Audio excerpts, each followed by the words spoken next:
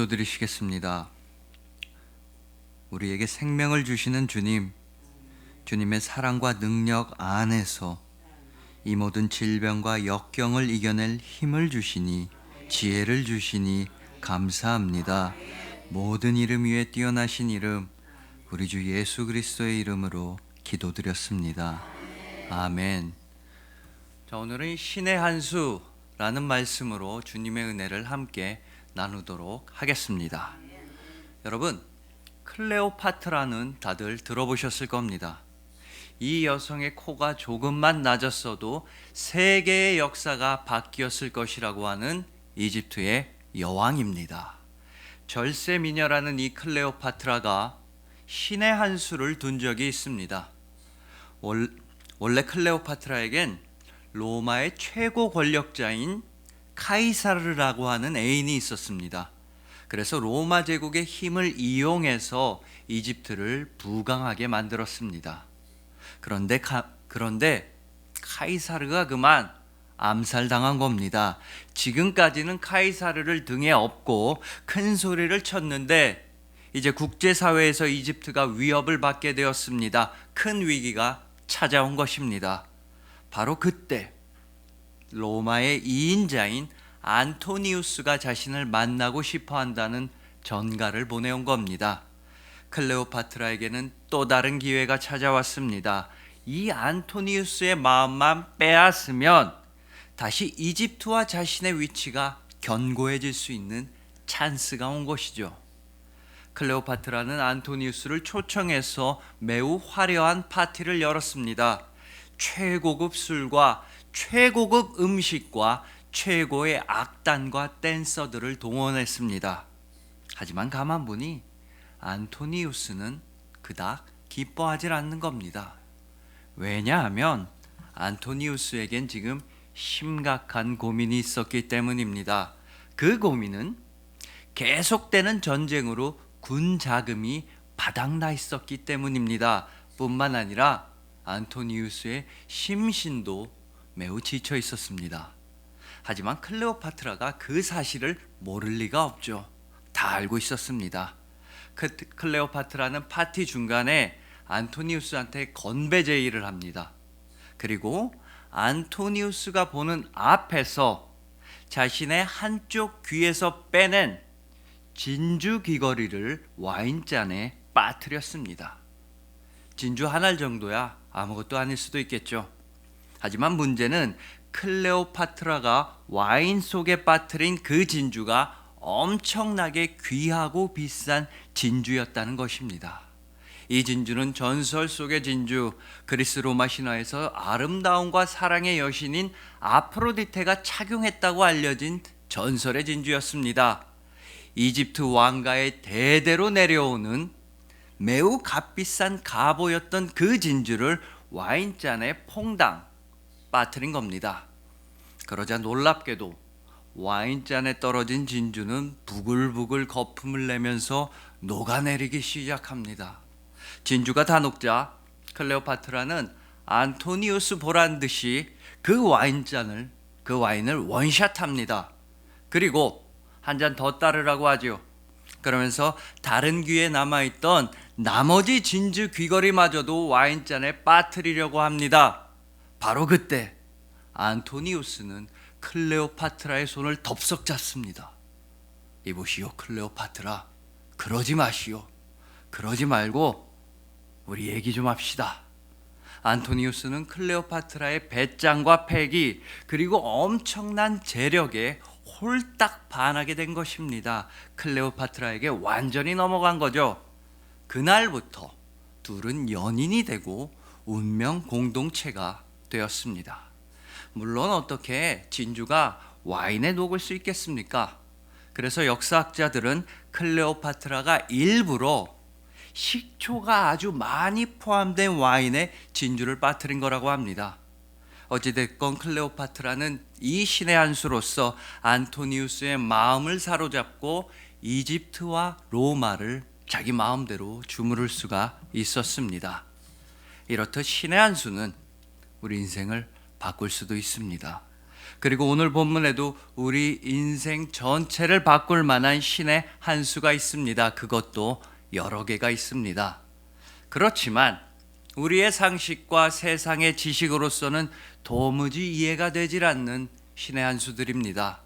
과연 그 신의 한 수는 무엇인지 이제부터 함께 알아보도록 하시겠습니다. 자, 클레오파트라처럼 인생을 역전시킬 한방 그 신의 한 수를 원하면서 오늘 본문 말씀을 읽어보면 굉장히 이상한 말씀이 우리 눈에 들어오게 됩니다. 본문 3절 하반절에 오직 겸손한 마음으로 각각 자기보다 남을 낮게 여기고, 아니 내가 잘 나가는 게 남보다 잘 나가고 내가 남보다 뛰어나게 되는 게 우리 인생의 신의 한 수 아니겠습니까? 하지만 오늘 본문 말씀은 우리의 일반적인 생각과는 정반대의 가르침을 우리에게 줍니다. 오직 겸손한 마음으로 각각 자기보다 남을 낮게 여기고, 나보다 남을 낮게 여긴다는 건 내가 남보다 약한 존재, 힘이 없는 존재, 지혜가 없는 존재임을 깨달아야 한다는 말씀입니다. 설령 내가 남보다 조금 뛰어난 점이 있다 하더라도 마음만큼은, 나의 마음가짐만큼은 낮아지고 또 낮아져야 한다는 말씀입니다.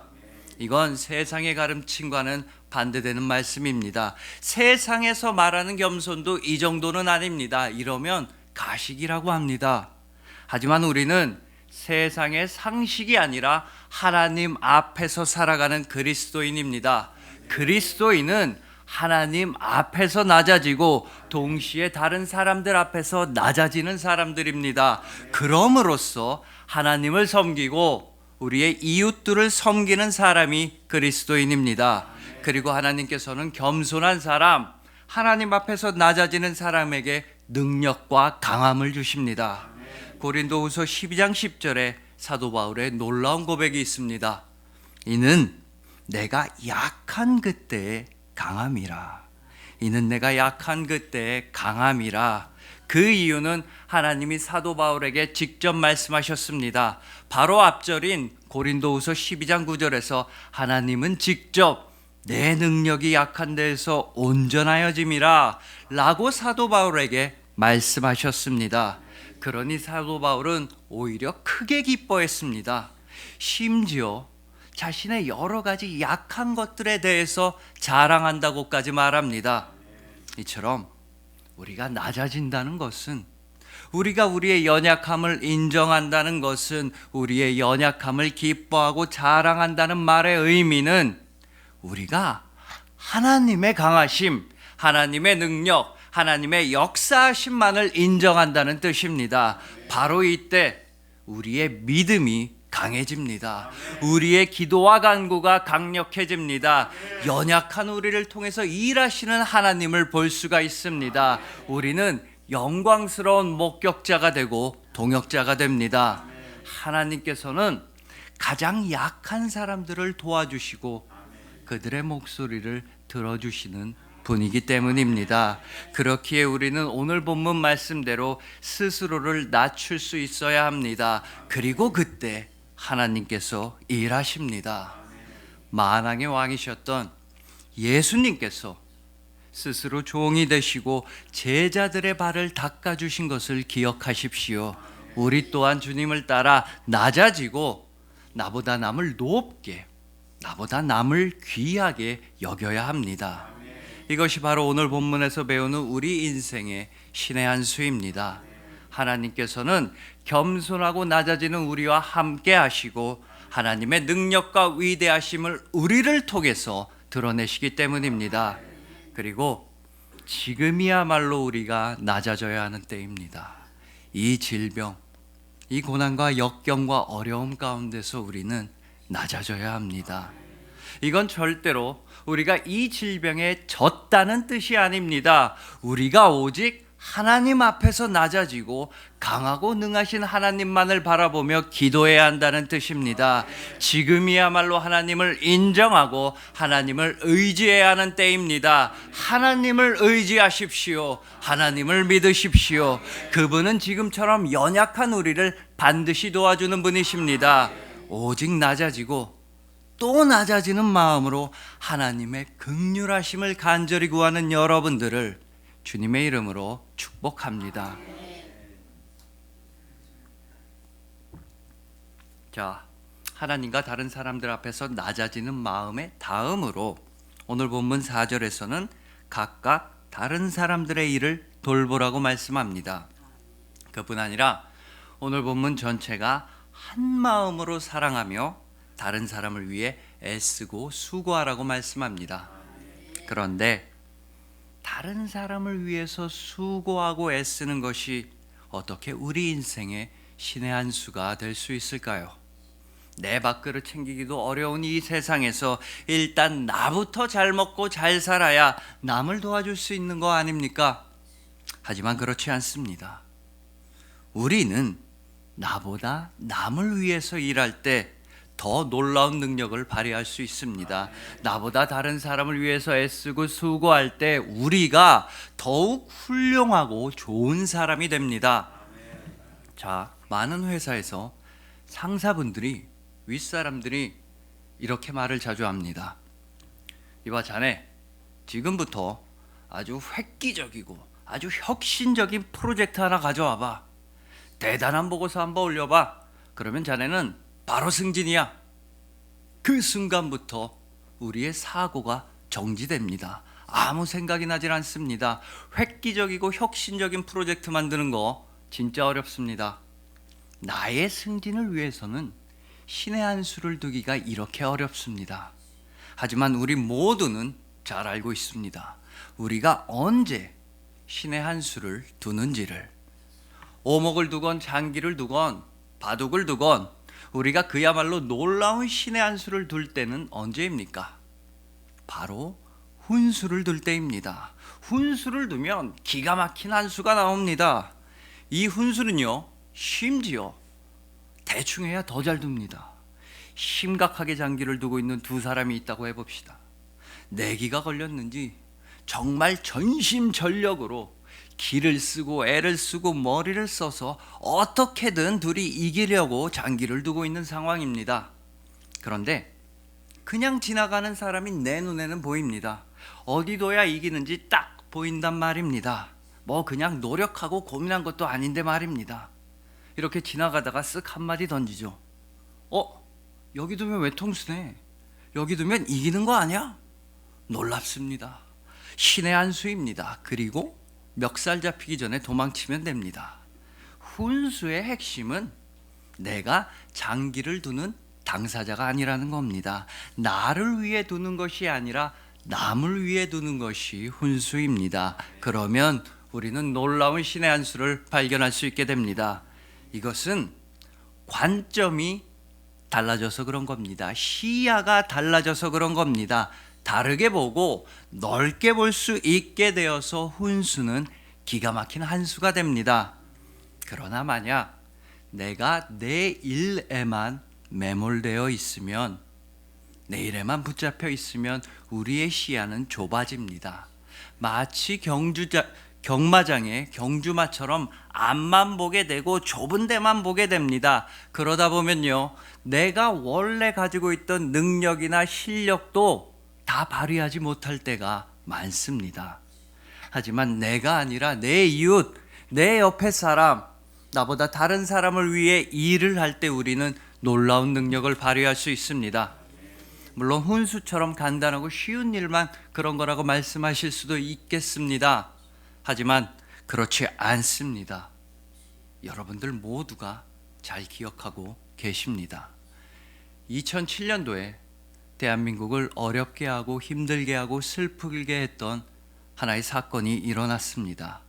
바로 2007년 12월에 태안반도에서 기름 유출 사건이 있었습니다. 그때 수많은 자원봉사자들 기억하고 계실 겁니다. 스스로 발벗고 소매를 걷고 태안의 주민들과 생태 환경 보호를 위해서 나선 수많은 분들을 기억하고 계실 겁니다. 이건요, 일당 얼마 줄게, 돈 얼마 줄게, 이런 방식으로는 시민들이 그만큼 많이 모이질 않습니다. 돈으로는 그 수많은 사람들을 모을 수가 없습니다. 게다가 그렇게 열심히 노력하고 그렇게 최선을 다해서 일하는 분들은 절대 모을 수 없습니다. 돈으로 노동력을 사면 자원봉사자분들만큼 일이 잘 진척되지가 않습니다. 잘 아시다시피 돈만 보고 하는 일은 진심으로 진정으로 하는 일이 아니기 때문입니다. 하지만 피해를 입은 다른 국민들을 위해 어민들을 위한 마음으로 나아갈 때 우리는 놀라운 일을 하게 되는 것입니다. 여러분들 모두가 보셨습니다. 바로 여러분들이 다른 사람들을 위한 마음을 일으키는 놀라운 기적의 목격자들입니다. 그뿐 아닙니다. 그보다 약 10여 년 전 IMF 때 금 모으기 운동도 있었습니다. 그때는 오히려 돈 없고 힘없는 일반 시민들이 훨씬 더 많은 금을 모았습니다. 어마어마하게 큰 금괴 안 나왔습니다. 아주 비싼 금목걸이 모이지 않았습니다. 그때도 부정축제로 돈을 모은 사람들은 자기 자신을 지키기에만 급급했습니다. IMF 당시 금 모으기에서는 애기 돌반지, 소박한 금가락지, 집에 있는 조그마한 금 귀걸이, 이런 것들이 많이 모였습니다. 이건 무슨 의미입니까? 바로 여러분 같은 일반 시민들이 대한민국을 위해 헌신하고 노력했다는 뜻입니다. 그리고 여러분의 헌신과 노력이 대한민국을 위기에서 구해냈다는 뜻입니다. 이처럼 나보다는 우리 나라를 위해서 일할 때, 나 혼자만을 위해서가 아니라 우리 민족 전체를 위해서 일할 때 우리는 놀라운 일을 할 수 있습니다. 지금 이 상황도 역시 마찬가지입니다. 질병의 고통 가운데에서도 나 혼자보다는 우리 전체를 위해 할 때, 우리 나라와 민족을 위해서 기도할 때 우리는 이겨낼 수가 있습니다. 우리 민족이 어떤 민족입니까? 우리 역사 전체를 통틀어서 얼마나 많은 위기와 시련이 많이 있었습니까? 그때마다 우리는 마음을 모으고 힘을 모아서 다 이겨냈습니다. 지금도 뉴스에서 보시다시피 각계각층에서 도움의 손길, 자원봉사가 줄을 잇고 있습니다. 지금 이 질병의 위기 또한 우리는 반드시 이겨낼 것입니다. 우리는 할 수 있습니다. 그리고 결정적으로 오늘 본문 1절을 함께 보시겠습니다. 그러므로 그리스도 안에 무슨 권면이나 사랑의 무슨 위로나 성령의 무슨 교제나 긍휼이나 자비가 있거든. 바로 여기에 우리가 최대한의 능력을 발휘할 수 있는 길이 있습니다. 바로 여기에 우리가 그 어떤 위기와 고난이라 할지라도 이겨낼 수 있는 방법이 있습니다. 바로 지금은 그리스도 안에서 권면하고 사랑의 위로를 하고 성령의 교제를 할 때인 것입니다. 주님 안의 사랑과 교제를 통해서, 그리고 본문 4절처럼 각각 다른 사람들의 일을 돌볼 때, 나보다는 다른 사람을 위해 애쓰고 수고하고 노력할 때 우리는 최대한의 능력을 발휘해서 위기를 이겨낼 수 있습니다. 이건 장기 둘 때 훈수 두는 정도가 아닙니다. 태안반도에도 IMF 금모으기에서도 교회들이 있었습니다. 그리스도인들이 열심히 노력했습니다. 왜냐하면 우리 그리스도인은 처음부터 다른 사람을 위해 살아가도록 지정된 사람이기 때문입니다. 우리는 선한 일을 하도록 지으심과 부르심을 받은 사람들이기 때문입니다. 에베소서 2장 10절 말씀입니다. 우리는 그가 만드신 바라 그리스도 예수 안에서 선한 일을 위하여 지으심을 받은 자니, 이 일은 하나님이 전에 예비하사 우리로 그 가운데서 행하게 하려 하심이라. 이것이 바로 우리 인생의 신의 한 수인 것입니다. 주님의 사랑 안에서, 주님의 사랑으로서 나보다는 다른 사람들을 위해 선한 일을 하며 살아가는 것, 바로 이때 우리는 최고의 능력을 발휘할 수 있습니다. 놀라운 일들을 해낼 수 있습니다. 다른 사람들을 위해 주님의 사랑 안에서 선한 일을 하시는 여러분들을 주님의 이름으로 축복합니다. 자, 그리고 오늘 본문을 통해서 배우는 또 다른 신의 한 수는 본문 2절에 있습니다. 마음을 같이하여 같은 사랑을 가지고 뜻을 합하며 한 마음을 품어. 마음을 같이하고 똑같은 사랑을 가지고 우리의 뜻을 합하며 한 마음을 품으라는 이 말씀은요, 다른 게 아닙니다. 바로 하나가 되라는 말씀입니다. 더 이상 개인으로서의 나에만 머물지 말고 모두 함께 우리가 되라는 말씀입니다. 이렇게 한 마음으로 하나가 되어서 함께 우리로서 살아갔던 근사하고 멋진 예가 바로 초대교회에 있었습니다. 사도행전 2장 44절부터 47절 말씀입니다. 믿는 사람이 다 함께 있어 모든 물건을 서로 통용하고 또 재산과 소유를 팔아 각 사람의 필요를 따라 나눠주며 날마다 마음을 같이하여 성전에 모이기를 힘쓰고 집에서 떡을 떼며 기쁨과 순전한 마음으로 음식을 먹고 하나님을 찬미하며 또 온 백성에게 칭송을 받으니 주께서 구원받는 사람을 날마다 더하게 하시니라. 이런 아름다운 일, 놀라운 일이 과연 어떻게 가능했을까요?